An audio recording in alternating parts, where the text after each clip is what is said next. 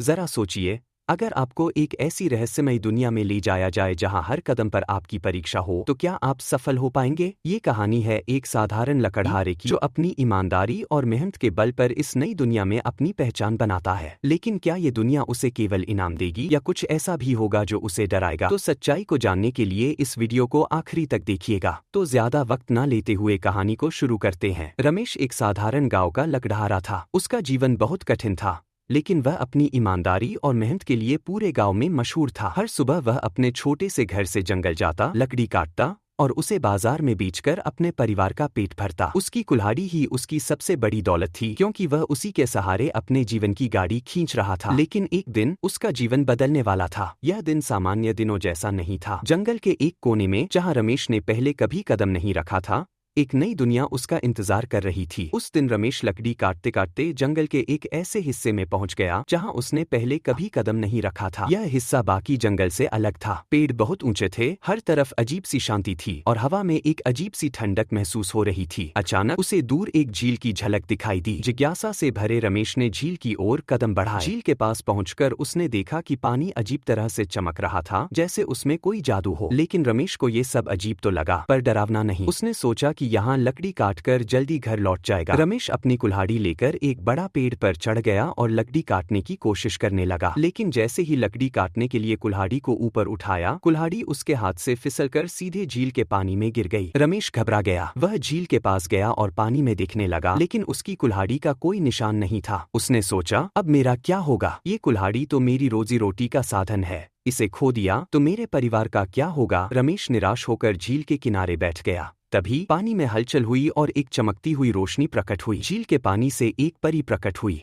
उसकी चमकदार पोशाक और मुस्कुराता चेहरा देखकर रमेश चौंक गया। परी ने कहा, डरो मत रमेश, मैं इस झील की रक्षक हूँ, मैं तुम्हारी मदद करना चाहती हूँ। रमेश ने हैरानी से पूछा, आपको मेरा नाम कैसे पता? परी ने मुस्कुराते हुए कहा, अब मुझे बताओ क्या हुआ है जो इतना उदास हो? तो रमेश ने परी को बताया, मेरा कुल्हाड़ी इस झील में गिर गया है। तो परी ने झील से एक चमचमाती सुनहरी कुल्हाड़ी निकाली और रमेश को दिखाया। रमेश ने बिना झिझके कहा, यह मेरी कुल्हाड़ी नहीं है, मेरी कुल्हाड़ी साधारण लोहे की थी। परी ने दोबारा झील में डुबकी लगाई और इस बार चांदी की कुल्हाड़ी लेकर आई। उसने फिर पूछा, क्या यह कुल्हाड़ी तुम्हारी है? रमेश ने फिर ईमानदारी से कहा, नहीं, मेरी कुल्हाड़ी तो लोहे की है। रमेश की ईमानदारी से परी बहुत खुश हुई। उसने कहा, तुम्हारी सच्चाई और मेहनत के लिए मैं तुम्हें ये तीनों कुल्हाड़ियाँ देती हूँ। यह सुनहरी कुल्हाड़ी, यह चांदी की कुल्हाड़ी और तुम्हारी अपनी लोहे की कुल्हाड़ी। इनका इस्तेमाल अच्छे कामों के लिए करना। रमेश ने झुककर धन्यवाद दिया और तीनों कुल्हाड़ियाँ लेकर खुशी खुशी अपने गांव की ओर चल पड़ा। वह रास्ते भर सोचता रहा कि उसकी ईमानदारी ने उसे कितनी बड़ी सौगात दी है। लेकिन जैसे ही रमेश जंगल से बाहर निकला, वहां एक और आदमी छिपा हुआ था। वह रमेश को कुल्हाड़ियां ले जाते हुए देख रहा था। उस आदमी का नाम मोहन था। वह बहुत लालची और चालाक था। उसने सोचा, अगर रमेश को इतनी कीमती कुल्हाड़ियां मिल सकती हैं, तो मैं भी इस झील से कुछ भी पा सकता हूँ। मोहन झील के पास गया और जानबूझकर अपनी कुल्हाड़ी पानी में गिरा दी। फिर उसने जोर से चिल्लाया,